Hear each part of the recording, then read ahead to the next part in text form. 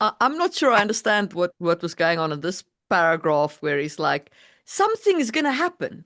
That Like, also threw me out. oh, come on, my guy. Yeah, that is one of the worst examples of foreshadowing I have ever seen in my This entire is life. terrible foreshadowing. Um, It's non-specific. There's no reason yeah, for it. It is there as author intrusion. It's there to yeah, say to the reader, wait, wait, there's cool stuff coming. yeah. I'm gonna give you cool stuff. Just get past the really boring stuff. You know, he woke up and it was going to be a great day. Little did he know that there was a poisonous snake hiding under his car that was going to bite him, and he was going to go on this massive adventure because of the magical toxins that is going to be injected in his body. Now, let's get out of bed.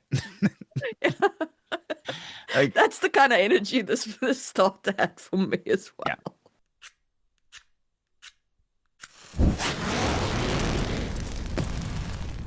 Releasing your inner dragon.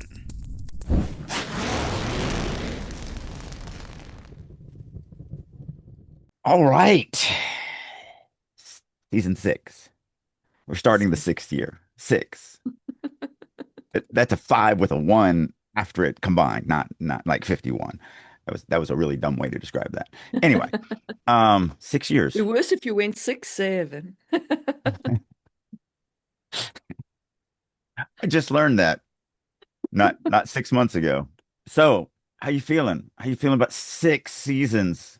Starting a sixth season with Yeah, me. yeah. Looking forward to the year. Yeah. I'm actually super excited because me and you have been doing something for the last 6 months we didn't tell anybody about. And I'm really excited to jump this off. You know what? I'm just going to say it.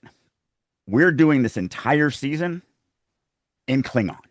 We've literally spent 6 months learning the language and kapla! That's what we're going to do. So the whole season Absolutely. is going to be said in Klingon. I'll replace Klingon with Finnish. No one will notice. No, we're not actually going to do that. But yeah, we've this is crazy. It's crazy. And I do want to say this. Um, so the last episode was the, closing episode. Actually, technically it wasn't. It got a little out of order. So we did the closing season and then we did a couple extra episodes to fill in and it just got mixed up. It should have been last. But anyway, at the end of that, I had said, hey, no one's going to get this far in this episode. So if you do this thing and I will send you something. Even though I was like, no one's, maybe one person. I got a lot of emails of, hey, I'm the one person. Here's the thing. So I was actually impressed with that. I saw the viewing numbers on that. There was quite a lot of people there, quite a lot of people in the comments going like they like to hang. So, like Yeah. welcome. Yeah. It blew me away. I was really, really impressed. I think the craziest one is so we were at my in-laws for Christmas, Mm. back east, and then we traveled around visiting my wife's family. And as these emails are coming, it dropped then. And as these emails are coming in, I had told my father-in-law about it. My father-in-law does not give a crap what I do. As long as I'm putting food on the table for his daughter and his grandchildren, he doesn't care. He's not into it. He would rather me do something else because just the way it is. He's of that school of you work with your hands, not sit around in an office and talk to a camera. And literally while we were talking about it, I got an email from his name with that code on it. And I was like, is he messing with me? It wasn't. It was just, he's got a very common name. There are thousands, millions, hundreds of thousands of people that probably have his name. It's not John Smith, but it is darn close. So it was just funny that that happened literally while I was kind of chatting with him. But the only thing I want to Yep. add is I just brought on a marketing person. And one of the things we are going to be doing is we're going to be doing year-long scavenger hunts. And so this is one of the things that I'm going to drop. I'm not doing it in this episode. You can not worry about it because we haven't gotten that far yet. But releasing your inner dragon is one of those things where I'm just going to randomly say some weird thing at some point and not even talk about it. Or maybe something on social media. We're doing it we got a couple different projects going on, the newsletter, all sorts of different things. So if you want to be a part of the scavenger hunt to get some cool prizes, you just got to keep up with everything, Drake. That's simple. Links in the description. All right. Absolutely. So let's kick off with what we figured we'd do today for as our kickoff for the new year is since you all enjoyed it last time when we went through my Kindle libraries, kind of 10 selected books from my Kindle libraries. I thought we'd do it again, but this time, instead of my Kindle library, which is a fairly curated selection, we would take Amazon's top 100 epic fantasy. And I will say that people use the word epic fantasy very lightly. The word epic is doing a lot of heavy lifting in that For compliment. those at home that are just listening, when Marie said epic fantasy, she was doing the air quote sign very heavily. But I mean, that's the Yes. problem. That's one of the problems with Amazon. Like, I got a friend who writes a superhero series. I've talked about it before, Yeah. Wearing the Cape. Good series. He's always furious because when his book comes out, it's always in the top 10 for at least a little while. He's got a good fan base. But normally the top 10 of the superhero genre is vampire erotica or like it has nothing to do with superheroes. These people Look, just put it in that category because it's a smaller category in order to get people to see it. there's that. And then there is the simple fact of the matter that right now romantasy is in. Hmm. Um, and because the romance readers have discovered the fantasy genre, and until they move on to the next genre, as they do periodically, they kind of hop from genre to genre. So until then, like most of the top 10 is going to be romantasy. Make peace with it. There are more romance readers than there are of you. I may or may not have accidentally written an entire 80,000 word novel in 3 weeks while I was on vacation in Romantasy. Well, there Um, you go. See? that will be published under a different name that you guys just won't know what it is. But Nah. But I mean, it's the thing, and what I say to people when they talk about like they wish the romantasy wouldn't be called fantasy, whatever. I'm like, listen, when the romance readers move on, they're going to leave a couple more readers behind, and those are going to be extra readers of epic fantasy. yeah, Yes, right now it feels like we're drowning in romantasy. I get it, and you want your epic fantasy. I get it, but it is a good thing, not a bad thing. It's a right, reinvigoration of the genre. right. It's just right now feels overwhelming, and I get Yeah. that. And like I said, I am going to ride that wave because Yeah. Yeah, I was stuck in absolutely. a hotel room a lot. And so I had took my laptop and I can't believe how much I wrote over those 3 weeks. It was insane. Nice. All right. So, without further ado, I am going to share my screen, and then at the end of this, we will read which books those were. I'll Are give you the we? book title. Yes, give you the title and the name and so on. We can't read these people without like doing that. So True if that. you are following along in the as we're going in the comments, tell us your guesses about which books these were. Yeah.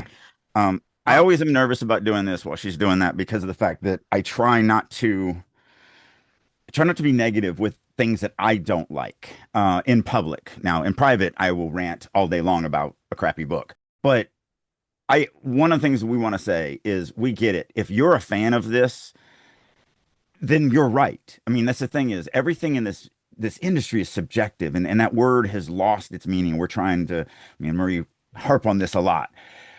If you think something sucks, you are right. If you think the same thing is awesome, you are right. Even though those should be mutually exclusive answers, they're not when it's subjective. right. So I have a funny feeling that we're probably not going to be gentle on any of this. And I have no idea. She literally rolled a die.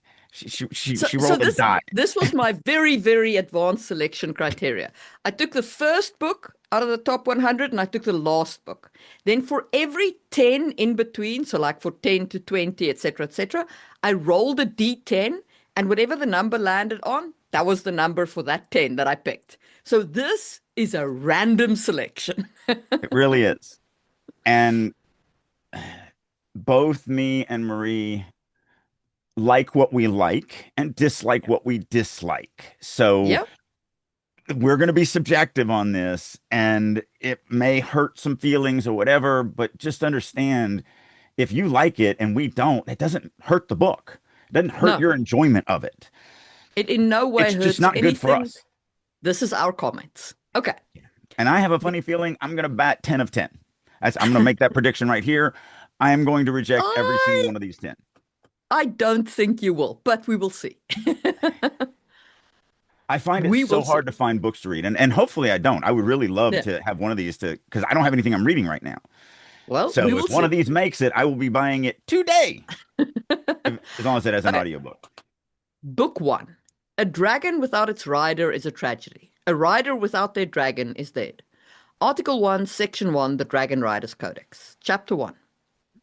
Conscription Day is always the deadliest.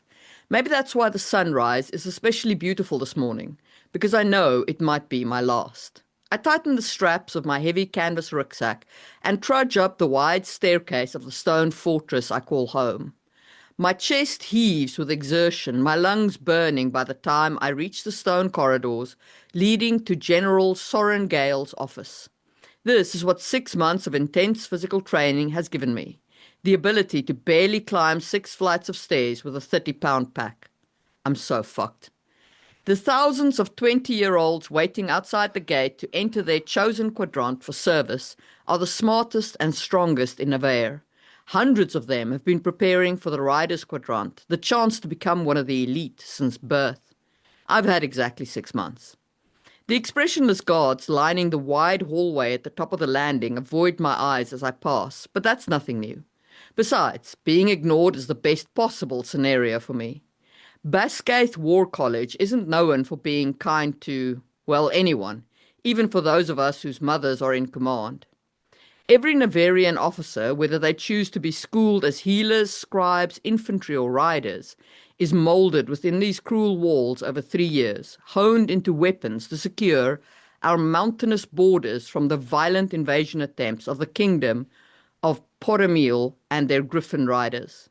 The weak don't survive here, especially not in the riders' quadrant. The dragons make sure of that. You're sending her to die. A familiar voice thunders through the general's thick wooden door, and I gasp. There's only one woman on the continent foolish enough to raise her voice to the general, but she's supposed to be on the border in the eastern wing. Mira. There's a muffled response from the office, and I reach for the door handle. Yeah. I will say this. I wrote last month while I was on vacation in first person present tense Mm. because that is kind of what that genre appreciates. And this doesn't bother me as much as it did before I started really writing in that POV. Before I wrote 80,000 words in that POV. So look at me. I have matured and grown. So I will say that if this wasn't in present tense, I might actually read this. It's See, an and interesting start. that's exactly what I would say a month ago before I wrote 80,000 word in first person present tense. Yeah. It actually didn't bother me. And that shocked It me. is very well done present tense. I will say It that. It is is. very good. And, it's crazy that is this number one on the list or did you randomize them? No, this is number one on Amazon. This is the actual number one book on Amazon. I may actually, I mean, so I don't like, I'm not a fan of the Dragon Riders Mm, um, plot, genre. device, or yeah, it Yeah. really has become a genre because that's how many there are. There Yeah. are 10 billion books of a kid and a dragon and doing the thing. And I've read so many, it's a trope that's starting to get on my sense. That's the only reason why Mm, this is great. I really like this. I'm not editing. I'm staying out of editing mode. mm. There was nothing in here that annoyed me other like we said, except for the present tense, which doesn't annoy me anymore, I guess. I guess I'm now not bothered by it. Which is really weird thing to say after 30 years of ranting about it. It doesn't have anything annoying. It has a motivation, it has a throughput. It doesn't info dump, it doesn't it did a really good job. I am Yeah. actually very impressed with this author, I will and give you the name at the end. I've got number one written down because Yeah. because this was really cool for me. I Yeah. mean, how did you feel about it other than the present tense? So I would, like I would seriously consider reading this, perhaps even with the present tense, but definitely if it was in past tense, because I do still struggle a little bit with present tense. It jerks me a little bit Hmm. Hmm. out of my narrative reading, but I'm pleasantly surprised. Yeah. And I like the fact that our main character is being set up in a position where it's like her mom is I think it's a she. I don't know. Um, Yeah. I thought it was a yeah. dude character, but I'm Yeah. not 100% sure. Anyway, the main character's mom is like the general, and clearly, we're about to meet like battle axe from hell, which is always a fun trope for me. Like I like that kind of female trope, Yeah, you know. if we're getting into nitpicky, on the editing side, I Mm. didn't really take any notes, but the one thing that I would say is when you're in first person, I think it's very important to first paragraph, second paragraph, drop something in there that You, that the reader knows what gender the character is. Yeah. Yeah, you Because you it's want you want some kind of gender on the character because otherwise the reader gets like 5 pages in, they're like, wait, it's a girl? I yeah, thought it was a or it's a dude. boy. Yeah, oh, Like, it's a yeah, boy? that's I exactly thought it it. was a girl. Yeah. You know, just Yeah. a simple, you know, I flattened my skirt out, or, Yeah. you know, you could be Yeah. really heavy-handed and I scratched my balls. Scratch my ball. You can be heavy-handed or you can be, whatever, Whatever. but something. Because that is such Something. a jarring thing to get a couple pages in, and in your mind, this character is this thing. Yeah. And like if we don't get the hair color, if we don't get the size or whatever, unless it's a really like I was reading one Yeah. in the writers group last night where the character was like 3 foot tall. Mm. And I was like, no, you have to get that soon. It's Yeah. too big of a switch. I can't get that on page 3. And gender is one of those things. You really Yeah. do have to allow the reader to start formulating that character correctly Yeah. because you got a 50-50 shot You that can you're going to piss off 50% of your readers. you can toy around with like maybe the hair color later or whatever. Like, it's okay if it's a bit amorphous in the reader's head in terms of those details. But Hmm. but gender and a huge height gap. Like if the Yeah. if you're either like 8 foot or 3 foot, Or like I've got 4 arms or 1 arm yeah, or like those big kinds of things like things we that. need to know. Opening couple of paragraphs, you've Yeah, got to give us that. So that's the only yeah, complaint that I have about this from a writing standpoint. yeah. Um, I don't think there was anything in there that let me know who the gender was. I'm actually still not sure. I said I'm sure it's a woman, and then I was like, but is it? Could So, be a but guy. here's the funny thing. Here's the funny thing. If me and you are just readers and we're reading Yeah, through here, one of us is going to eventually go, "What? No, yeah. guaranteed," because we both went on the other side. So guaranteed, one of us is going to One of be us is thrown out of this wrong. book, Yeah. right? All And we're right. going to be So, thrown out of the book. so that was number one on Amazon, and I think we are both relatively in on it. So Yeah.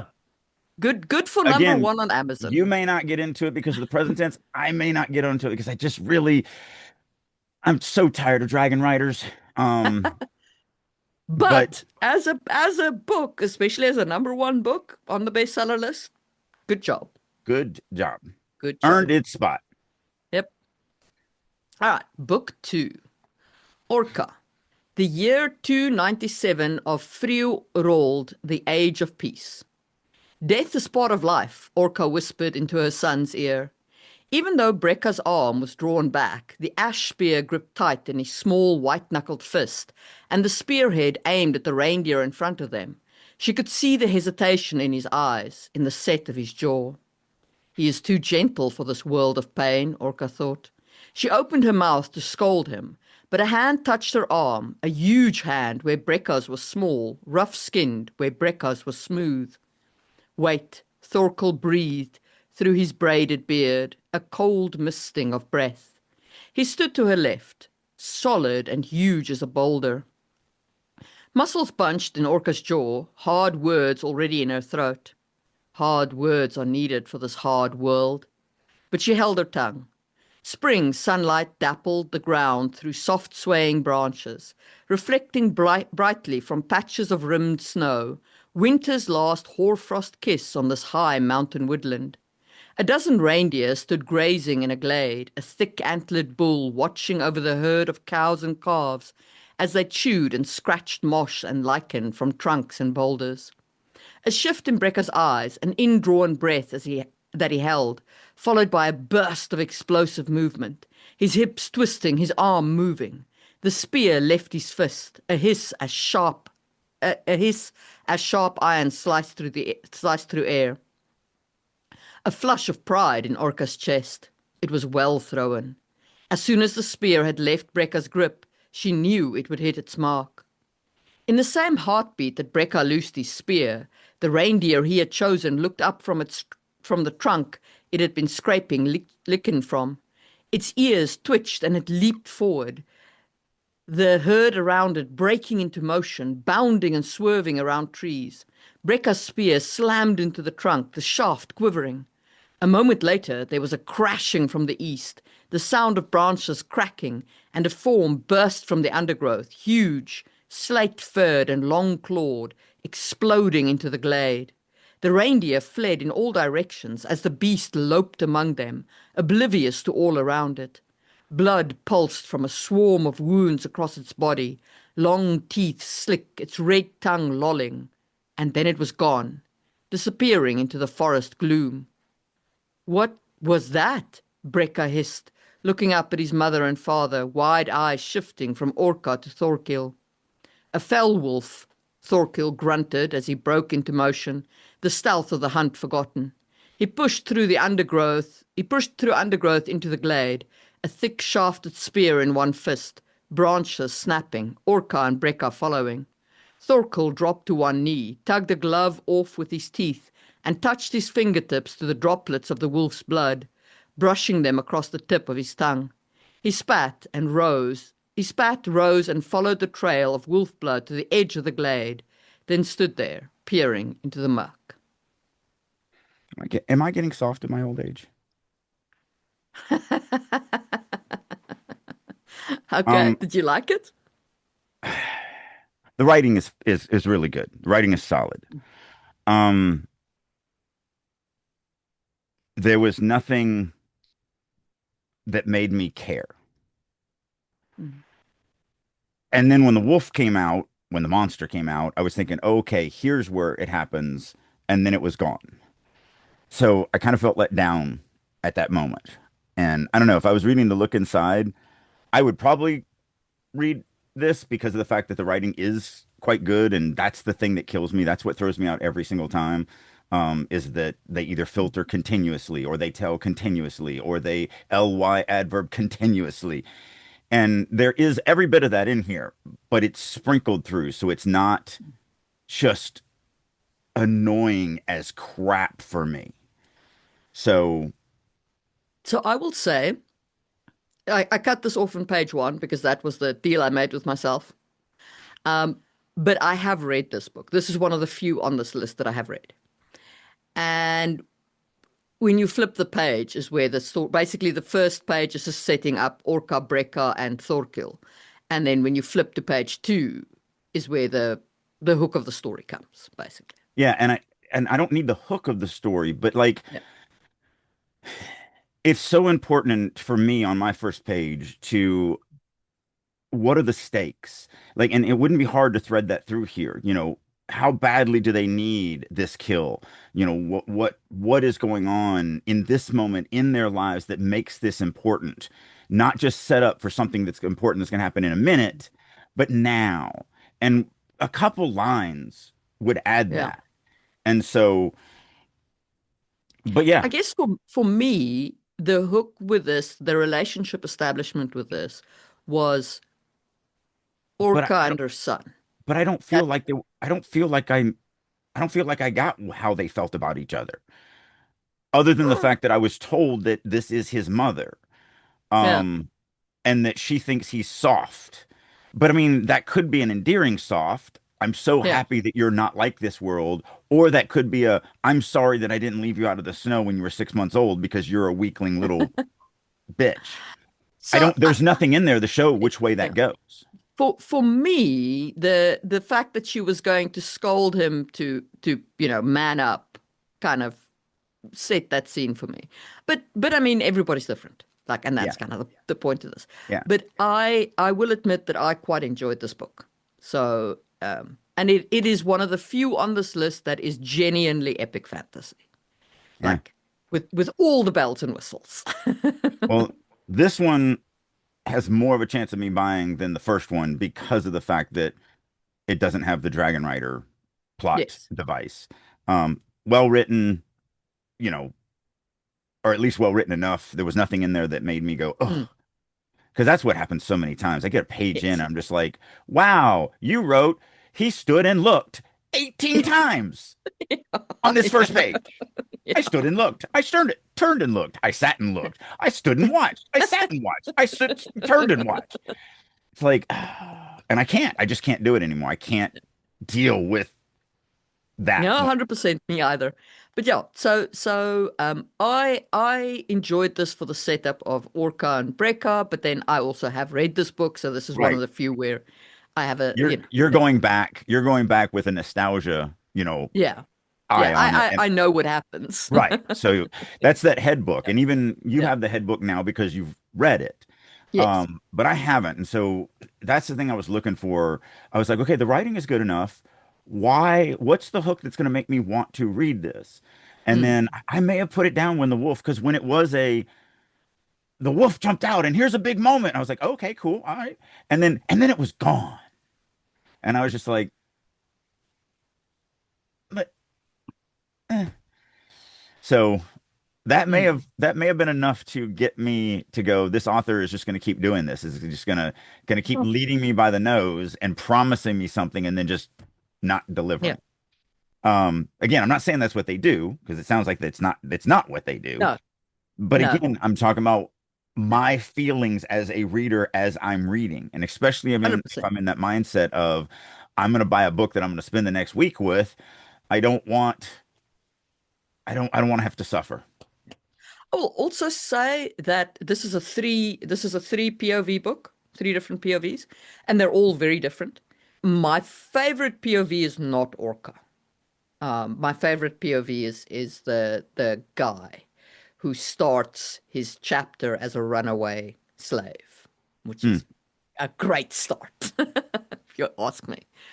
Um, Yeah, anyway, this is definitely uh, of these two. This one is probably going to get bought. I need a book, and this one started me off well enough. And then I have your and this recommendation. guy's yeah, and this guy's completed the series, so it's a three-book series, it's a trilogy, and it's completed. So Yeah. So yeah, this one. yeah. Okay, all right. Yeah. Maybe we should just do this once every couple of months so I have things to read. You were Because like, I I'm not obviously gonna have a like any of horrible, these. So far, you've been two for two. yeah, I have a horrible ability of like picking a book and going, okay, this looks good, and then just reading three chapters and ditching it. So, or either it's my crappy ability to choose, or maybe I should just roll dice. I'm telling you, roll a dice. All I right, do live in Vegas, so let's take a look at book three. I am dangling, and it is only my father's blood-slick grip around my wrist that stops me from falling. He is on his stomach, stretched out over the rocky ledge. His muscles are corded. Sticky red covers his face, his arms, his clothes, everything I can see. Yet I know he can pull me up. I do everything I can not to struggle. I trust him to save me. He looks over my shoulder, into the inky black, into the darkness that is to come. Courage, he whispers. He pours heartbreak and hope into the word. He lets go. I know I'm always telling you to think before you act, says the craggy-faced man slouching on the board across the board from me. But for the game to progress this, you do actually have to move a goddamn stone. I rip my preoccupied gaze from the cold silver that's streaming through the soul-barred window in the guardroom. Give my opponent my best irritated glare to cover the sickly swell of memory, then force my focus again to the polished white and red triangles between us.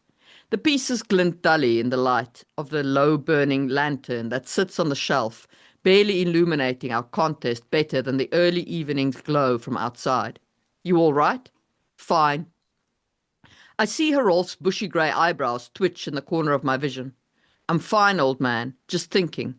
Sappers haven't got me yet. No heat to the words. I know the way his faded brown eyes crinkle with concern is genuine, and I know he has to ask. I've been working here almost a year longer than him, so he's wondering again whether my mind is losing its edge, like his has been for a while now. I ignore his worry and assess the foundation board, calculating what the new red formation on the far side means. A feint, I realize immediately. I ignore it. Shift three of my white pieces in quick succession and ensure the win. Rolf likes to boast about how he once defeated a Magnus Quartus, but against me, it's never a fair match. Even before the hierarchy or the Cantanian Republic, I still have to remind myself to call them out loud, to call them out loud ruled the world. Foundation was widely considered the perfect tool for teaching abstract strategic thinking. My father ensured I was exposed to it young, often, and against the very best players. You? I am not a chance buying this. No. I was out by the middle of this paragraph over here where So the I funny thing is see that I her. was out. I was actually out above, which is sad because the only really cool moment I wouldn't have gotten to, which is he lets go. Yeah, That was really cool, and I never would have gotten past that second paragraph. yeah, Um, so I think he said I know 7 times on this page. yeah. Um, and The that, filtering is strong with this one. yes, the It's filtering is I strong. see Rolf's Yeah, eyebrows. I yeah, know. I realize. We have to do this. yeah, yeah. That and Well, this I'm the presentation. POV, and so only, I can Yeah, only write what I see, feel, and smell and all that.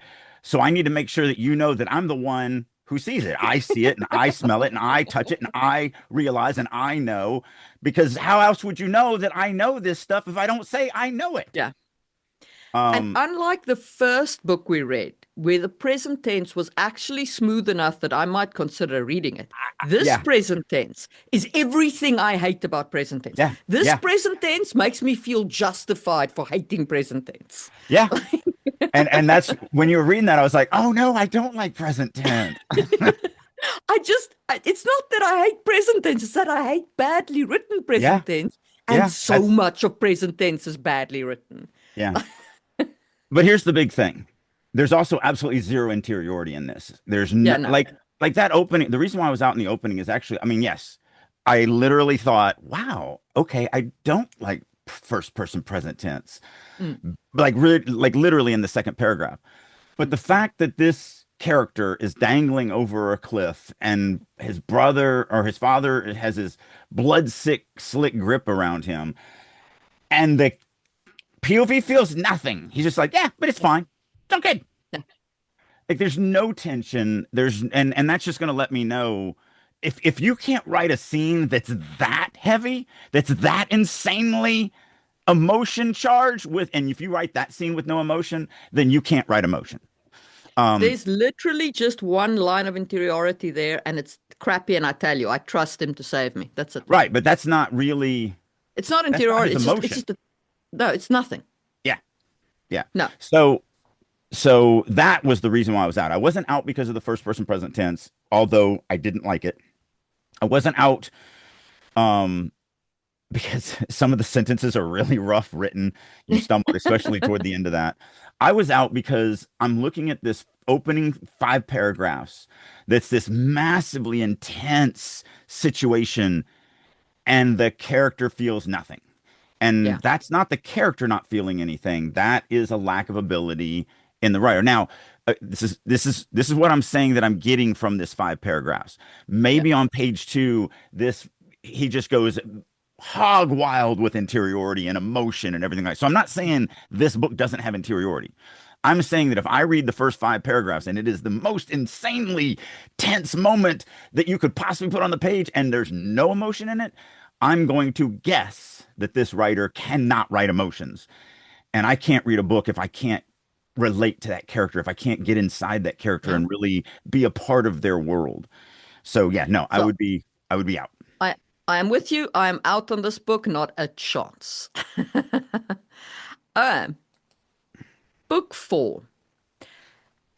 Althea Zolte's death had been carved in stone since she was a child. That was how she knew, as she crept through a realm on the brink of darkness, that the world was not ending. Not yet. Lightning split the sky, chased by the crack of thunder. Thea inched along the bluff, savoring the rich scent of the incoming storm, reveling in the chaos it threatened to unleash. She shouldn't be up here, but she had learned long ago to take destiny into her own hands. Heart pounding, Thea scored the rocks for a hiding spot. The meet was due to happen at any moment, here on the black cliffs, hemmed in by jagged mountains and savage seas, where giant waves barreled through the clouds. An unnerving territory to most, the wild landscapes and the cold, sharp lines of Thesmar was the only home she'd ever known. She had next to no memories of what had come before she and her sister, Elwerin, had been left beneath the moor of the fortress Portcullis. Thea turned her attention back to the rendezvous point. There was no sign of them, not a whisper in the wind. With an impatient sigh, she toyed with a fate stone around her neck, running her thumb over the number engraved there, the number she was bound by in this life. 27. The age she would die. Just 3 more years until her death would come to pass. A future she didn't fear, but resented. 3 short years was no time at all for a woman to become what she wanted. A legend. She squinted into the sky, searching for the watery orb of the sun amidst the grey. In a realm cloaked in darkness, it was often hard to tell the hour of the day, but if she was a betting woman, and she generally was, she'd say that the warriors were late. A bad sign, to be sure. The skies opened up, and the downpour began, turning the ground into a muddy river beneath her boots, and another bolt of lightning flashed, illuminating that which lay beyond the lashing waters, the veil. An enormous wall of impenetrable white mist, reaching for the gods, wrapping the mid-realms in its protective embrace. For hundreds of years it had shielded their realm from monsters, until one day it didn't. The thought made Thea check her most prized and forbidden possession. Her dagger was snug in her boot beneath the hem of her trousers, as it always was. You? Um, I might flip to page 2. It's not an insta buy for me, but there is interesting elements here. I like the ticking clock of like the POV being like, well, I'm a die in 3 years. Like, Yeah, it just made me think of there's a, Logan's Run. yeah, there's like a pressure there. Like, Yeah. For me, um, not a chance in hell. okay. I had a hard time not doing something else while you were reading. So it's funny. Over the last couple of days, I've been fleshing out one of my theories and writing it as a blog post or maybe throwing up my Substack or whatever. But I just scrolled up to it because it's open on my monitor, and I had written this: a bad or shallow story says, "Here is what happens," which is exactly what this does. Hmm. A competent story says, "Here's what happens, and here's why it matters emotionally." A strong story says, "Let me teach you how the world works. Now watch how the characters break against that." Hmm. Where you just learn the world through the trials and tribulations of the characters. You aren't told anything. And this is a bad or shallow story to me. This is a Yeah. here's a bunch of facts. Another line that Yeah, I it is wrote. it is a bit info dumpy. Like the yeah. Well, another line that I wrote in the same section, which I really like, is prose fiction is not the transmission of events. It is the transmission of understanding. Events are just the delivery mechanism. Hmm. And there is no understanding here. There is just the events. Yeah. And for me, I'm past the stage where I want to read a book that is just that's why, when I go back and try to read the stuff when I was 12 and 13, I struggle with it because a lot of that stuff is just a transmission of events. It's like here's what happened and here's what happened next and here's what happened next and here's some things that happened next and here's some things that happened in the past. And Mm. for a 12-year-old, that is fine. I'm not 12 anymore. Yeah. And so no, I was out. I literally struggled. I kept going because I kept thinking about what I've been writing for the last couple of days and going, you know what? Let me. And I was like, no, no, pay attention. Stop, stop. Look at the page. Like that's how bored I was with this. Yeah. Yeah. So if you can't connect me emotionally to that story, I can't. I just can't. Yeah. All right. So book four is a definite no for you and a probable no for me. Like I said, I might have flipped to page two just to check, but I wasn't like Yeah, invested. All yeah. right. Book five. Selenica, granted the protection of Guard shields against the Kerzen, owes its survival to the strength of its betters. Their grain and labor are a small price to pay for existence. Letter from the King of Guard to the newly instantiated overlords of Selenica in the year 36 of the Eternal Wars. Chapter 1, Year 987 of the Eternal Wars, Autumn, Protectorate of Selenica. When I remember Iriel, I think of lace. She wore it when she burned to death on her wedding day. I remember how she carefully slipped into her gown 6 years ago, eyes bright with unshed tears as her fingertips traced the hand-worked floral designs. How the decorative overlay browned and curled inward long before the flames lit on fire. My vision narrowed and went grey until all I could see was the meticulous pattern, even as I heaved out tears and snot and vomit into the dirt at my sister-in-law's feet. Then, when her dress finally started to burn, I don't think I'll ever forget the smell. The assault of it choked me, that stench of charred lace. It's a moment I can't escape.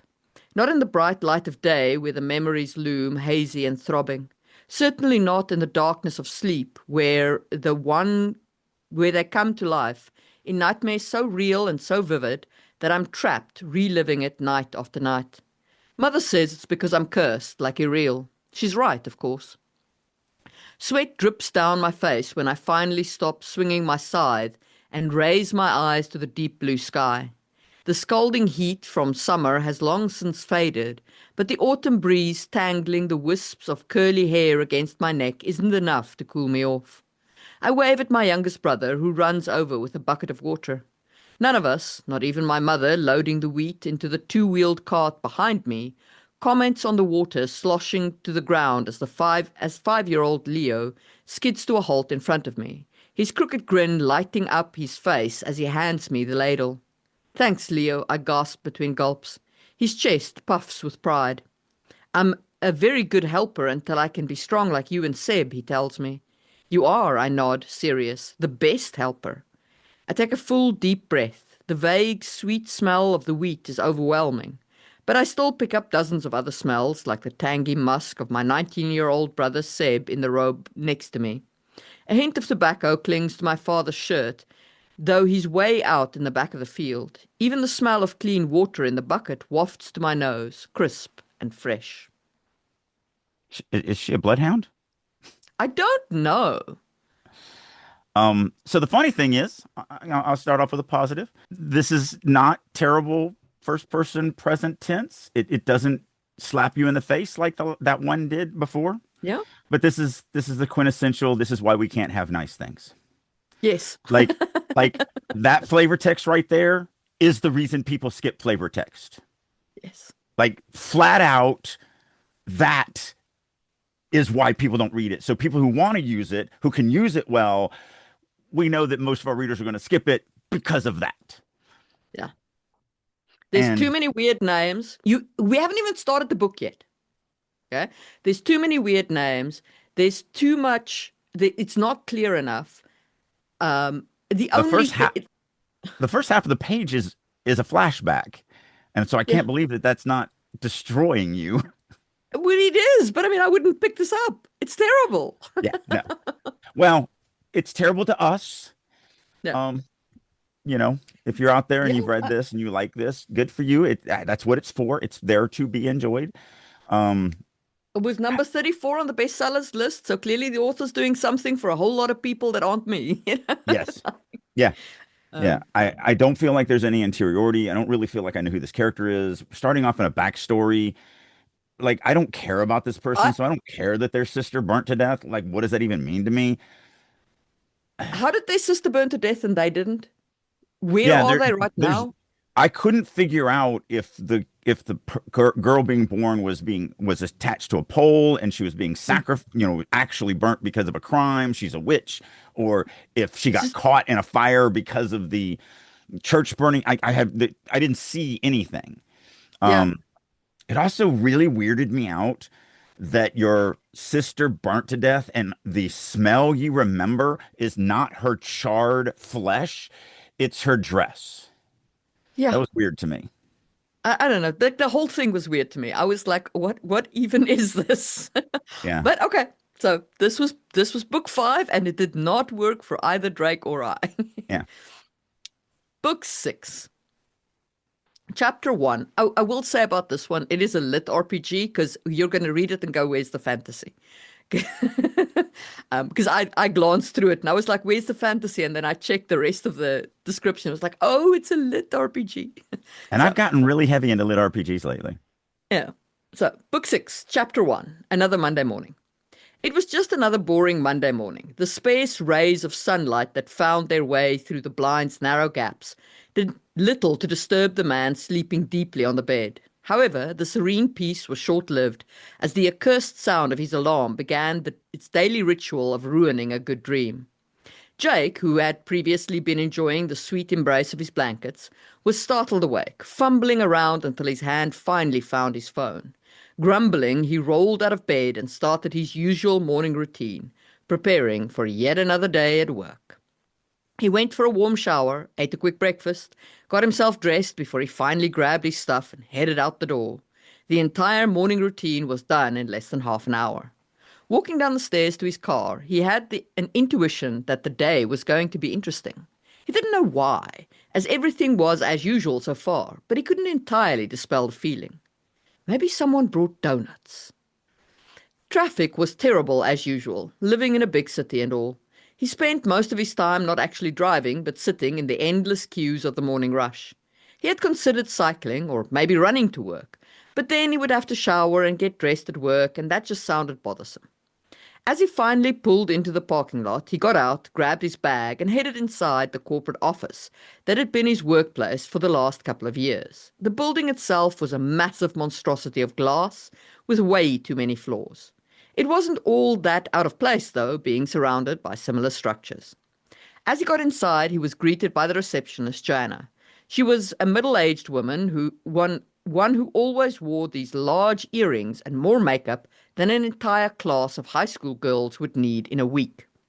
If Jake had to describe Joanna in the easiest way possible, it would be a soccer mom stuck in a perpetual midlife crisis. The reception was located only a couple of meters away from the elevator, so greeting her in the morning was a natural routine for most employees. Morning, Jake. Had a good weekend? She asked with far too much energy for this early in the morning. Same as always. How about you? Jake answered politely, knowing what was to come. Oh, it was great. You know, me and Mike tried to, she explained with vigor and in great detail, giving Jake deja vu to last week, where the exact same scenario seemed to have played out. So, I give a lot of leeway to lit RPG because pretty much traditionally it is just horribly written. It's a bunch of people Yeah. that don't know what they're doing. I mean, even my favorite, Dungeon Crawler Carl, is not what you would call well written. It's not bad. It's definitely Yeah. not bad. It's not he doesn't do enough that really bothers me and throws me out. Um, but this is exactly what I expect from lit RPG. This is the level of writing quality. So if I have bought this because it's lit RPG, I would probably continue reading. If this was actual fantasy or, anything else, there's no way in hell I would continue reading. Yeah. One of the weirdest things for me, and I don't understand the thought process of this. Me and you talk all the time about how important it is to make the reader understand who is telling the story, who they're with. Mm. I don't understand starting off the story with a paragraph that very clearly says, hey, the person telling you a story is not in the story. They're standing next to you and you're both looking into the story. So let's talk about this man over there and do that for one little paragraph and then just be in the man's head. I don't understand the thought process of that. I don't understand giving me a narrator that's with me outside of the story and then trying to shove me into the story into the narrator inside the story.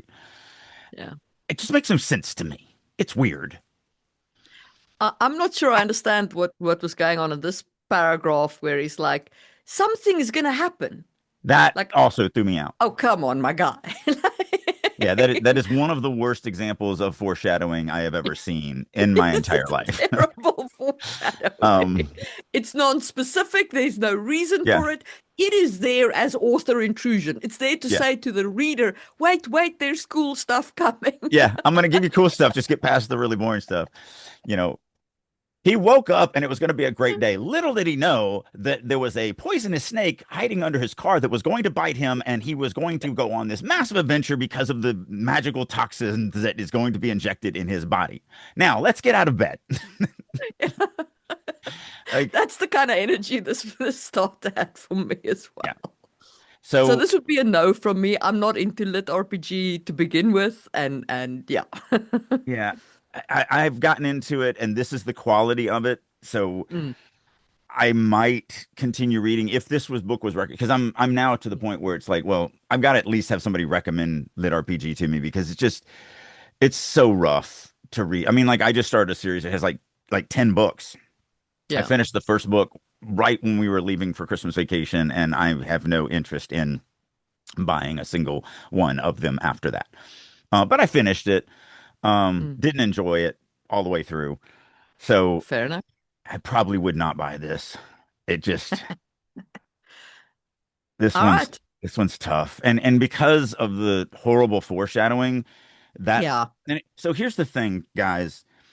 One of the reasons why an agent can read an opening paragraph of a submission and reject it is because, believe it or not, whatever you do on your opening page, you're going to do for the rest of the book. You don't see it. Like that I know, I know, I know, I know, I know, I know, I know from that one that we read.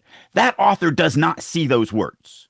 They do yeah. not know that they're annoying. They do not know that that's a massive echo that they're just hammering on, hammering on, hammering on. They do not see it. So this author using this type of really horrible foreshadowing, that just lets me know it's a high probability that this is how they're going to try and run tension through this book. And I don't want that. I don't want to have to suffer through being told that hey, something cool is going to happen. I promise you. Yeah. So If you're going to foreshadow something like that, take something meaningful and make it an actual foreshadowing, not a non-specific feeling. Like that doesn't tell me anything.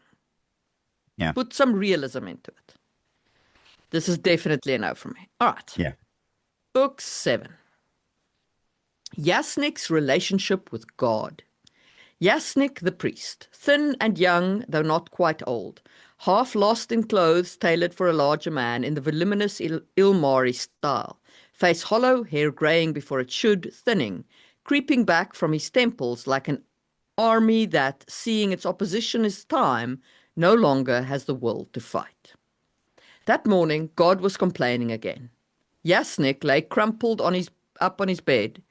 Uh, no, Yasnik lay crumpled up in bed, knees almost to his chin and his feet twined together, trying to tell from the way the light filtered in through the filthy window whether the frost was just on the outside or on the inside again. He could have put a hand out to touch the panes and check. He could have put a foot out and kicked out at God, or the far wall. It was, he decided, a blessing. A small room held his body heat longer. If he'd been able to afford anything larger, then he'd have needed a hearth and to buy wood or coal or even magical tablets to heat the place. It's cold, God said. It's so cold. The divine presence was curled up on his shelf like an emaciated cat, and about the same size. He had shrunk since the night before, and perhaps that too was a blessing. Sometimes Yasnik could do with a little less God in his life, and here he was this morning, and God was smaller by at least a quarter. He gave thanks, his knee-jerk reaction ingrained from long years of good upbringing from Kosha, the previous priest of God. Back when Ilmar had been a more tolerant place, and old Kosha and Yasnik and God had lived in 3 rooms above a tanner's and had meat at least once a 12-day. Not a 12-day, he reminded himself. The School of Correct Exchange was levying fines and making arrests for people using the old calendar, he'd heard.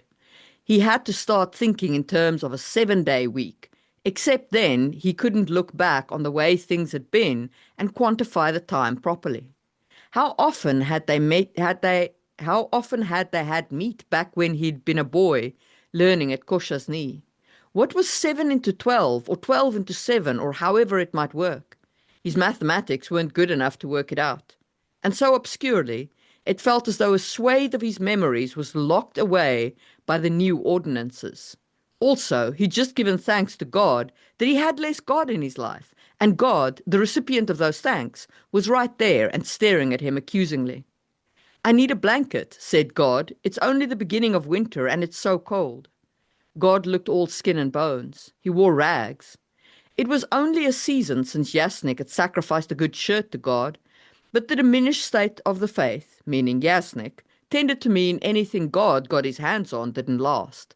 A blanket would go the same way. I only have one blanket, Yasnik told God. And I might very well. There's things I like about this in terms of like the world building.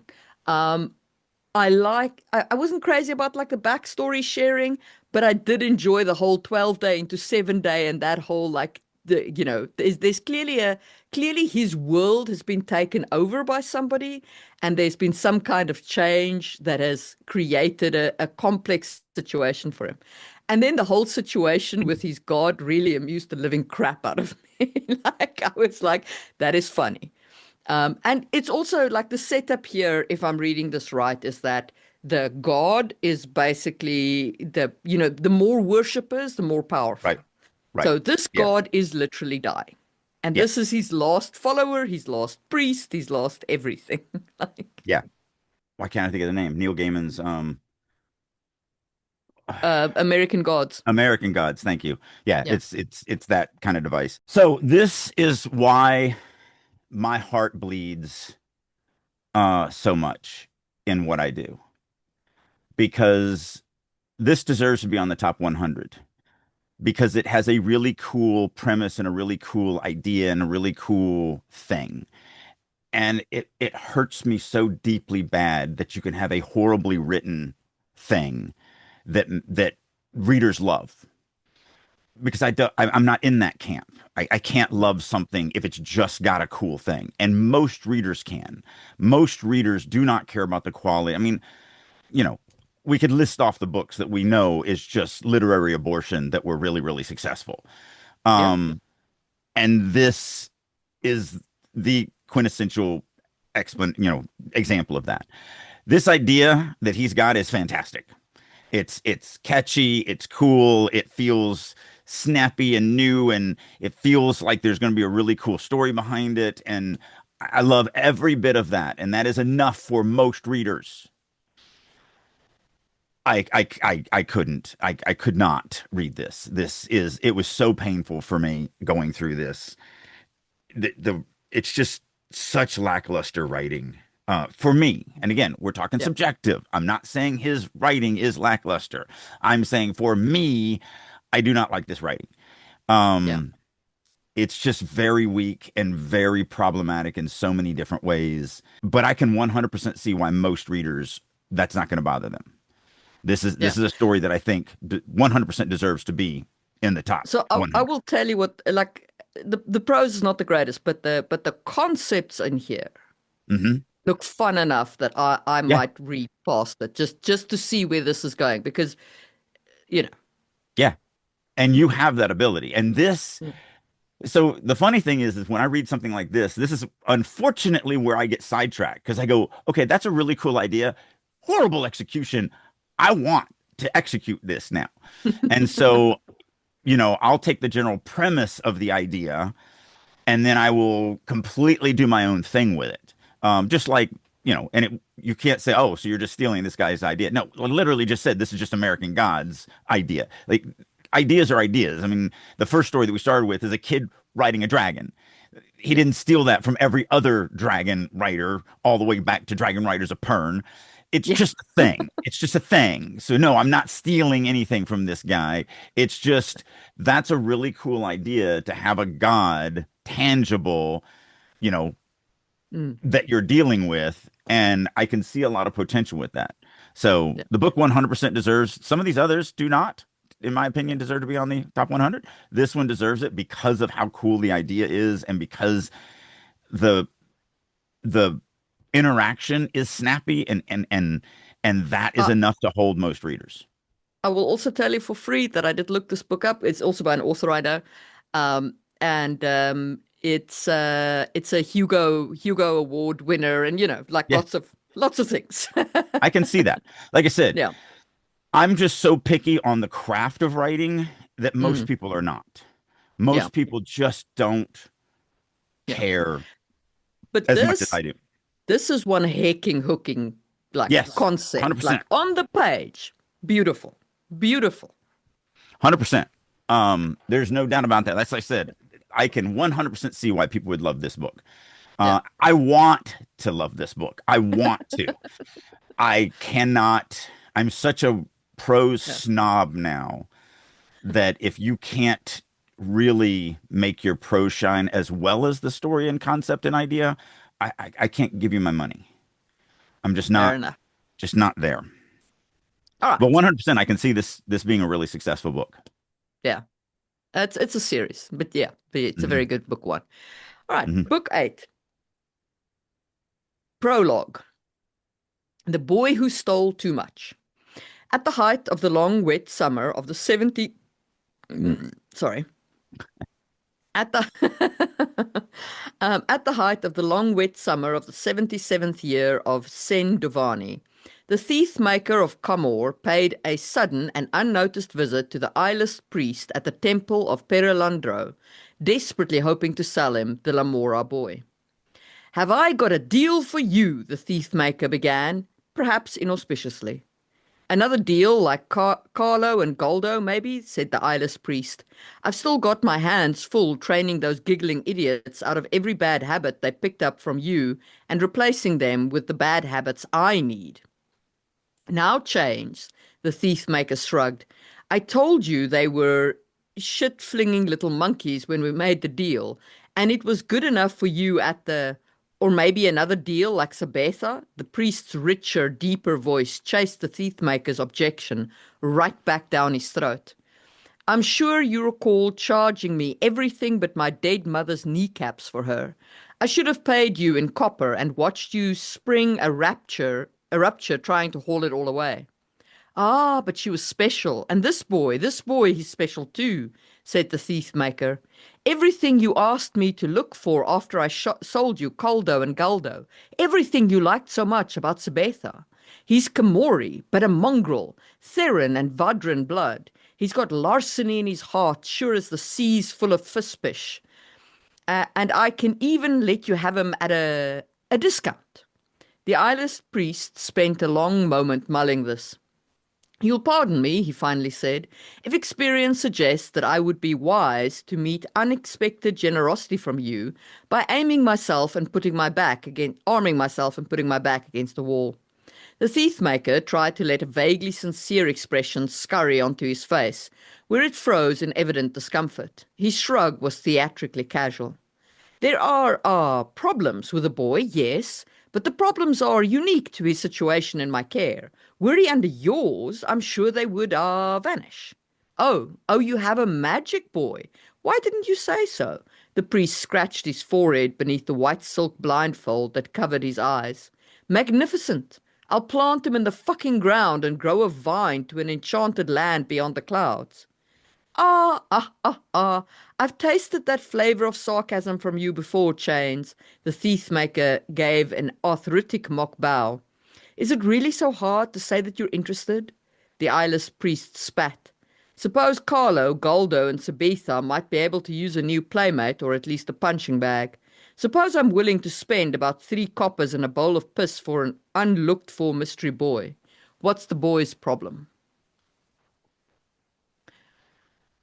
So, I will tell you for free that I once tried to read this book, and I bounced out of it.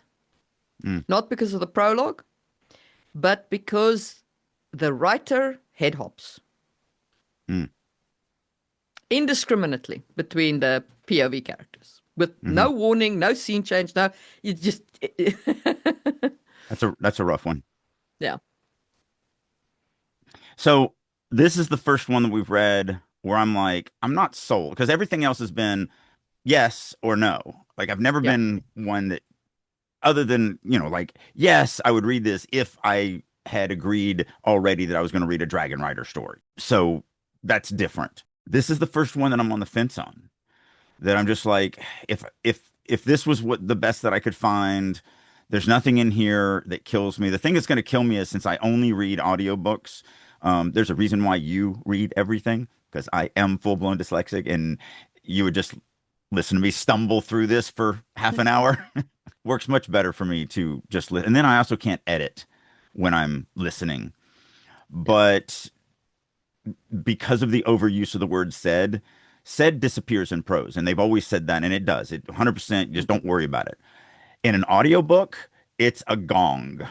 It's a mhm, dialogue, gong, gong, gong, gong, through the yeah, entire thing. And it's like, uh, and there's a lot of seds in here, and that's going to be rough in an audiobook. Not even on my list now. Like it's a yeah. hard no. Good, and it's a great example of this author just lets me live in the world during this scene. I get to Exceptionally learn. showy. Yeah, Beautifully, awesome. beautifully showy, immediately in the world, great world building, all of that's there. Really, I just wish he didn't. I But just the wish he point I didn't want to flip. make here, what I want to make here to the audience is so many people think I've got to tell them this information or they'll never Yeah. understand. They'll never understand slavery. They'll never understand the dynamics between these two characters unless I absolutely just tell them it. You don't. This is all interesting. It's going to hold my attention through the whole thing, and I'm going to give you an entire page to teach me about their relationship and about the slavery and about some of the aspects of the world because all of it is interesting and all of it is engaging and all of it is there. You do not have to say, this is a world where slavery exists and they sell children and, blah, blah, blah, blah, because that's what so many freaking writers do. This, this is how you do it. This this is one of the few authors that I would say, like, this is the kind of the scarcity to which I try to keep my world building as well. Like Mhm. this is the Yeah, that's why I said I'm hardcore on the fence on this one. The reason why I'm on the fence, I guess I should say that. And the funny thing is you go to the head hopping. mm, Um, I'm not in anyone's head here. I'm yeah, enjoying all of this. I'm learning the world and everything. But like if the Lamora boy is one of the POVs, yes, then what I would do if I was writing this is have everything exactly the same, only it would all be the Lamora boy actually watching it, actually reacting to it internally. mm, Obviously, he's a slave, so he's just standing there. But he would be thinking about what does that mean for me, and oh shit, and mm, like blah blah blah, or whatever. I would care for that Lamora boy, and the reader would care for that Lamora boy as they go through this really interesting, snappy scene.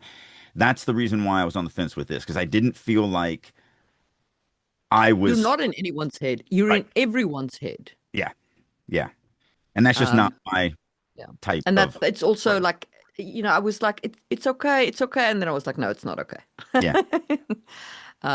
So unfortunately, I bounced out of this, which I was really sad about because I really enjoyed the world. Like the whole setup was cool. I was on Hmm. board for the story, but I just could not get into the. Yeah. All right, book 9, chapter 1, the Twice Lucky. The two would-be jade thieves sweated in the kitchen of the Twice Lucky restaurant.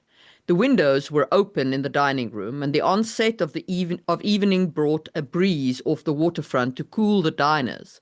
But in the kitchen, there were only two ceiling fans that had been spinning all day to little effect. Summer had barely begun, and already the city of Janloon was like a spent lover, sticky and fragrant. Bero and Sampa were 16 years old, and after 3 weeks of planning, they had decided that tonight would change their lives. Bero wore a waiter's dark pants and a white shirt that clung uncomfortably to his back. His swallow face and chapped lips were stiff from holding in his thoughts. He carried a tray of dirty drink glasses to the kitchen sink and set it down, then wiped his hands on a dish towel and leaned toward his co-conspirator, who was rinsing dishes with a spray hose before stacking them in the drying racks. He's alone now, Barrow kept his voice low. Sampa glanced up. He was an abuke teenager, copper-skinned with thick, wiry hair and slightly pudgy cheeks that gave him a faintly cherubic appearance. He blinked rapidly, then turned back to the sink.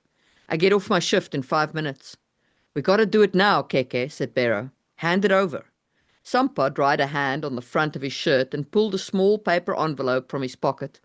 He slipped it quickly into Barrow's palm. Barrow tucked his hand under his apron, picked up his empty tray, and walked out of the kitchen.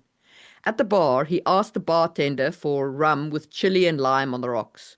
Sean Jinder Rose preferred drink. Barrow carried the drink away, then put down his tray and bent over an empty table by the wall, his back to the dining room floor. As he pretended to wipe down the table with his towel, he emptied the contents of the paper packet into the glass. They fizzed quickly and dissolved in the amber liquid. Okay, for those of you playing at home, this is the exact opposite of the last piece that we just read. You could not get two better examples of this is all showy and letting you just live in the world and learn the relationships and dynamics versus this is me spelling everything out to you because I have to tell you things. I bounced out of this story um, because of this. Because this author cannot resist spelling out every single element of the world building to you. Yeah. Yeah. And Every again, single element. yeah.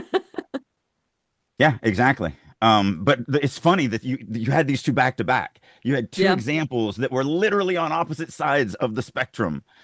This is everything I hate about what most prose reads like this. yeah, Most, little things like, he turned toward his co-conspirator, or you can just show me they're co-conspirators. You know, it's, yeah. you know, No, I after know. week after weeks of planning, tonight would change their lives. Or you can just show me that they've been planning for a long time and that they're hoping that tonight changes their lives, and you can just let me live that moment with them. Yeah. Um, No, I bounced out of this book for exactly that reason. And again, it's an award-winning oh bestseller yeah, book. because I most prose is written this way. I could not get into this, not for love, money, or honey. Yeah. I bounced out. Yeah. And So I have to say this before you leave. You cannot make a compound word off of teenager copper skinned. That is not a compound word. I think this might be an M dash because remember I copied this off Amazon and they have weird like it might be like that, but it's still bad. Okay, so that actually changes things a Yeah, lot. So if that's the thing, but the way the way it was written yeah. was that teenager copper skinned was one compound word, and No, no. that does I not. think he was an Abuke teenager, copper skinned with thick wiry Right. hair and slightly pudgy cheeks. That But it's that still works. it's That works so grammatically. yeah, it works grammatically. It's just so eh. Oh yeah, no, this is why it's so hard for me to find something to read because almost every single book out there, even though this is one of the first in this list that we've hit.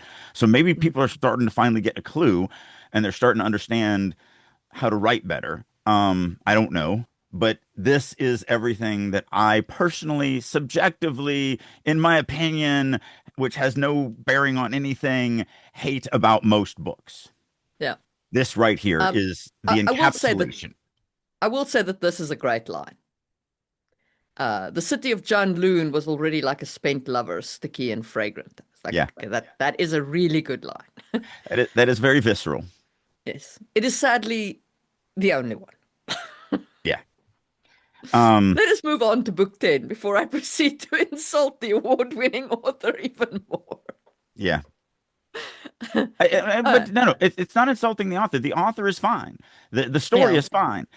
We're talking about what we want yeah, to what see we in a like. book as Yeah, readers. yeah, This has nothing to do with that author. That author obviously living the life. yes, Um, there's tons of people that like this book. Great, awesome. Those people yeah, are right. It's a great book for them.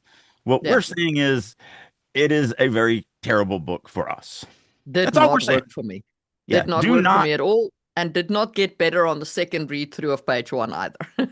yeah, So, do not think that we are bad mouthing this author or anything like yeah, that. We're just saying we don't like it. exactly. I'm really hammering on that because people, you have a People will lot. take the wrong, yeah, people will take the Well, wrong the message problem all the is that time. you have a lot of these big YouTubers that have Mm. millions of followers, and their entire gig is let me review how crappy this movie is. This movie Yeah. is objectively bad, and No, objectively, they did this wrong, and objectively they did this wrong, and I hate no those type of movie is reviewers. objective. No movie is objectively bad, not even Right, 50 Shades of Grey. right. It's all subjectively bad. Yes. And that's the problem that I have with some of these big YouTubers because and I know several of them. They Mm. are very much, my opinion is actually factual. And these people ruin this movie factually because now the funny thing is I agree with them. I 100% agree with them on what they're saying. I just don't agree with how they say it. And so I'm trying to Yeah. counterbalance No, that a little bit. yeah, 100%. All right, let's go move on to book 10. The Tale of the Jinn.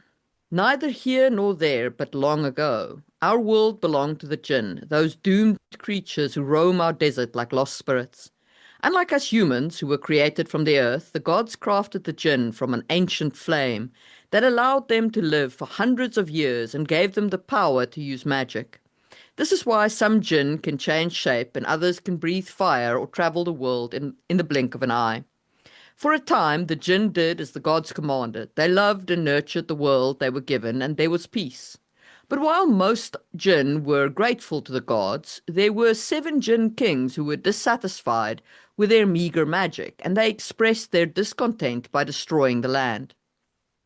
They created winds so wild they blew the water from the lakes and oceans, and flames so hot they burned away fields of grass, leaving behind nothing but sand. When the gods saw the havoc the kings had wreaked, they decided to punish them.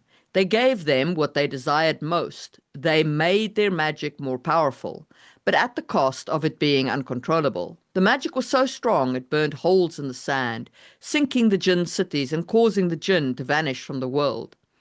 In the wake of their disappearance, the gods created us humans. Magicless and mortal we may be, but we are the gods' faithful servants. There are some who believe we must use our faith to restore life to this barren world. They say the only reason we have any nature left is because there are hunters who capture escaped jinn and sacrifice them to the gods. They claim that a jinn's silver blood is filled with life, that it can turn sand to water and make trees and flowers bloom. But our faith need not be so twisted. Remember, Lila, not all jinn are evil. Lowly had buried many things since her mother last told her that story, her name, her past, her parents. But the story she'd never forgotten. 1. Lowly. When Lowly al Nazira was told by the one-eyed merchant to meet on a small and humble dhow, she expected, quite reasonably, a small and humble dhow. But the dhow was not small, and it was not humble. It was, in fact, quite the opposite. The Ayasham was a behemoth of a ship, with full sails, a spacious deck, an impressive assortment of rooms, and a lofty crow's nest. It was, by any measure, a very nice ship.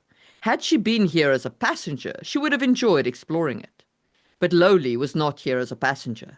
She was here as the midnight merchant, an esteemed magic seller, and she had come to meet with a client who was keeping her waiting long past their scheduled meeting time. I will call for you the first hour of moonrise, his message had said. Only the hour had come and gone, and Lowly was still waiting for him on deck, dressed in the star-patterned merchant's robe that made her stick out like a sore thumb. Okay. So if this author was unpublished and they came to Yeah. my writer's room, my first piece of advice is everything before the number one, and I think it might be Cut. Luli. Yeah. You could cut it and literally lose nothing. The reader does not need any of that information. That's all you just info dumping your entire world at them. They're not going to remember it. It Mhm. has no impact on the moment. This all can be shown to them through the entire thing. This is the kind of prologue that makes you write about prologues. Yes, that makes In the me same rage way about that prologues. in the same way that, that book that we read that was in first person present tense was like, oh, that's why we hate first person present tense, right? Yeah, This is the prologue hating, all right? yeah. Because this is the worst possible use of a prologue. You're using the prologue to info dump your world's history. Hmm. And I know this is a published author. I know this is the top one. Yeah, okay, this is the 100th book, but still in the top 100. All of those things are true. It is still a bad use of a prologue, in my opinion. And in my opinion as well. But it What doesn't get makes it any. worse is there is something here, right? The first paragraph of the story opens nicely. Yeah, yeah. Once we get into it. Yeah. Now, I still say, even though we only got three paragraphs of the actual prose after that thing, this is exactly like the last one. This is Mm, all the author having to just tell things. They're just telling, telling, telling. mm, And it's even worse because they do a lot of tell and then show. Like, and she had come to meet with a client who was keeping her waiting long past their scheduled meeting. So I'm going to tell you that it's long past, and then I'm going to literally show you that she's been waiting long past her scheduled appointment. So I don't understand why we told. It's right there in the show. She's pissed because she was supposed to be called back then and it's now and it's not called and I'm mad now. yeah. So yeah, and I guarantee you the entire book is written this way. That's the problem. Yeah. Again, you only need a couple paragraphs to see how the writer's thinking is on how they're going to roll out their story. Yeah. And because me and you tend to be a little more picky, if I Mhm. see these things in the beginning, I'm going to assume that they're threaded through the entire thing, and I'm out. Yeah. So yeah, this is not my Definitely least. a no from me This as is not well. my Like, least but favorite of the 10, but it's probably no. my second least favorite. Yeah. But this prologue is a terrible prologue. Yeah. All right. So let's get to the reveal. Book number one. Dun dun dun. Drum roll, please. Fourth Wing by Rebecca Yaros. Um, Book number two. The Shadow of the Gods by John Gwain. Book number three. The one we really didn't like, the first person we hated. Hmm. The Will of the Many by James Islington. I've tried a couple of Islington's other books and his style does not work for me, so it didn't surprise me that this didn't work for me either. Yeah. Yeah. He's not my guy. Yeah. And again, I'm gonna Yeah. beat this dead horse until it is just dead. We're judging these based off of our personal, subjective Yeah. opinions on what we like to read as readers. This does not mean these writers are terrible writers. It does not mean that they're terrible storytellers. It does not mean any of that. It means that they're just not good writers and they're terrible storytellers for us. Book four was Blood and Steel by Helen Schurer, maybe. I don't know. It's a surname. We'll put it in the comments or something. We'll put like a, yeah, pin link or something somewhere. That's Um, bad when the Finnish chick can't read a word. it's German. It might be Schurer or it might be Skier. Like the thing is, it might be Schurer. I don't know. Anyway, um, so yeah, Blood and Steel is the book you're looking for if this drew your fancy. Book five, the was Kissed by the Gods by Katie Rogan. That's the Wars one, the lace one. Book six, the lit RPG, was The Primal Hunter by Zograth. Yeah, Book seven, so stop right there because that right there stops me at the title and I don't even look at them. If the author is using a gamer tag as their name, the chances of that actually being well written is very, very, very, very slim for me. So I will. I said I was into lit RPG, but one of my hard no's is it a gamer tag writer title? I'm not reading it. Just not going to read yeah. it. It could be the best lit RPG book ever written. I will never know because if you can't put your name on it, then that's a problem for me. Book seven was City of Last Chance by Adrian Tchaikovsky, and it is book one of the Tyrant Philosophy series, which I think I am probably going to pick up because I really like the premise. Um, and I quite like Adrian, so I can work with his writing style.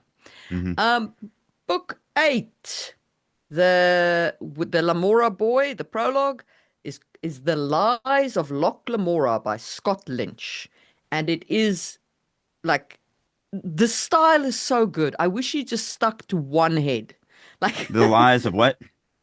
The Lies of Loch Lamora by Scott Lynch. Was this the one that okay, yeah, never mind. This is the snappy scene, but Yeah. he I don't know. Maybe that. I had written down eight before we did it. So really just the first Yeah, and second are the only two. And yeah, it's not going to be the first because I'm I just don't get excited with Dragon Rider stories. So I'm going to pick up the yeah. second one, the Shadow of the Gods. Um I'll pick that one up today because I need something to I start can reading. I can definitely recommend. I can recommend like I haven't finished the trilogy yet, but the first book was fantastic. So I Wow. read it way back when. So and I've got the other two sitting on my list now that they've both come out because I was waiting for both of them to come out so I could read the whole series in one. Yep. Yeah. Yep. So I'm gonna buy that one today. That's the only one. I think number one is worthy of me reading it. Mm, And when I get to the point where I'm like, you know what, I'd really like to read a dragon writing story. yeah. That will be it. But I'm just Yeah. not. It's not what I'm looking for. Yeah.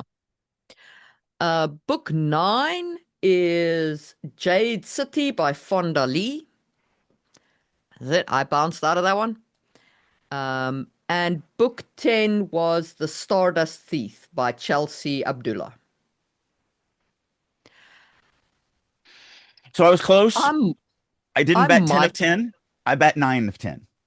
Well, that's not true because technically you liked one. You I did. I bunted on one. So I struck out on eight. I bunted on one, and then I hit one, and we'll see if I just get Yeah. on base or if I actually make a home run. And if I hadn't told you about Lies of Lachlan Mora being head hoppy. I would have probably checked it out. Yeah. Yeah. You might check it out anyway. Maybe I'm misremembering. I don't know. I was going through a phase when I bounced out of a lot of things for random reasons. I might try Lies of Lachlan Mora again Remember, I because was it's on the so fence on it. good. I was on the fence Yeah. on it, and I was on the fence on it because of POV. Like Yeah. that is because I said that I'm Yeah. not in anyone's head, and that bothers me. Mm. So that's what put me on the fence. And then if Yeah. the POV doesn't correct that, then Yeah. I won't be able to. So Mm. that is the issue. Um, Yeah. now, Man, if it's got such snappy dialogue. Like there's oh so yeah, the much to dialogue was like. really good. The dialogue was really good, and that is the example of a really good prologue. Yeah.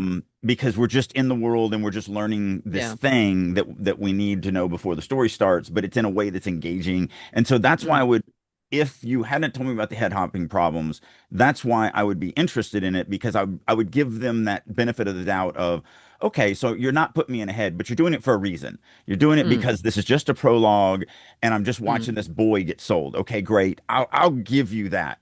But man, you got to get me into a character at that point. And if yeah, you don't, I would absolutely 100% bounce. yeah, So yeah. Yeah, so I wondered whether you'd like John Gwaine because I was like, I have a feeling when I rolled on John Gwaine, I was like, I have a feeling that Drake might like this one because well, but remember, I would not have if I had just read that first page by myself. yeah, If I had just read the first page by myself, I'd been like, wow, this guy can really write, but I don't think they can hold attention. I don't think they can hold yeah, the the the story itself. But with your mm, recommendation, because I trust you, yeah, um, I'm 100% on board. So I'll get that today. yeah. All And right. hopefully for you guys, this was a little enlightening on kind of how we see things, because obviously everything we're talking about here, we're also seeing our own writing this way. We're also Mm, teaching, like in the writer's room, this is the philosophy that we kind of believe in. And again, these are our opinions, but this is the philosophy that we yeah. uh subscribe And to. obviously with these books, we don't go into like the depths that we go into, the things that are centered. These books are published. No one's Right. changing it. No one cares if we go nitpicky and be like, this shouldn't filter. No one cares. Yeah. Like, Yeah. we're Not going to get past that changed. point. Yeah, Yeah. not going to get changed. Yeah. So now it's more of So a it's at more this of a point, we're learning. just talking about the impact that it has on us and the things that attract us, and and that's what I want you to take from this. As viewers of this podcast, I want you to think about the things that we highlighted as things that attracted us and things that repelled us. Mhm. Um, So that you can and look at your own writing and go, do I want readers like Drake and Marie to be included? Because that's the thing. Here's the crazy thing about this. Good written prose is not going to, no one goes, you know what? I really like this story. It sounds like a really cool idea, but it's so well written. I can't stand that. I hate it when it's well written. That's not what happens. That's not reality. You have two types of readers. One that like, I don't really understand prose. I don't really care. You talk to them and they're like, you're saying, well, I didn't like that book because it's in first person. You're like, I don't know. What do you mean first person? Well, it used I. Did it? Did it use I? I don't like, they just don't even care. And more readers are like that than not. So that's the big gulf of readers. But if you also want to include the reader, which is a lot of readers that are a little bit more picky, that's what we're saying. So joining the Marie and Drake bandwagon does not mean that you only get these readers. It means you tack on these readers. That's it. yeah. So that's one of the reasons why I push myself so hard in the craft of writing, because I want to tack on those readers like me and Marie that are pickier. Mm. And they're the ones, unfortunately, that give you the 1-star reviews. But there's plenty, as evidenced by the fact that all of these are in the top 100 of Yeah. Amazon's, Kindle epic fantasy genre. Like straight up, there are plenty of readers who do not care about any of the things that we highlighted. So, follow your dreams, kids. Yeah. Yeah, exactly. Yeah, that's all we're saying here. So hopefully this was really enlightening for you guys. I had a lot of fun with this. I hope you did, Marie. Yeah, for sure. And I think that that is a great note on which to end this episode. And we will see you soon for another one. Bye. Thank you for tuning in. This is Marie Mullaney, your co host on this literary adventure. Our goal is to provide you with valuable insights and discussions on writing. If you believe in our mission, please like and subscribe our podcast. Sharing our episodes with your community not only helps us grow, but also contributes to a richer, more diverse conversation about storytelling. We appreciate your support. For a deeper understanding of the topics we've discussed, head over to Just in Time Worlds on YouTube. It is a treasure trove where fantasy meets history and science. Every Tuesday, you'll find new videos that delve into the intricacies of world building, drawing from our rich real world history. Whether you're a writer, a role player, or just a fantasy enthusiast, Just in Time Worlds offers unique insights that will enrich your perspective. Check it out and join the journey of crafting incredible worlds.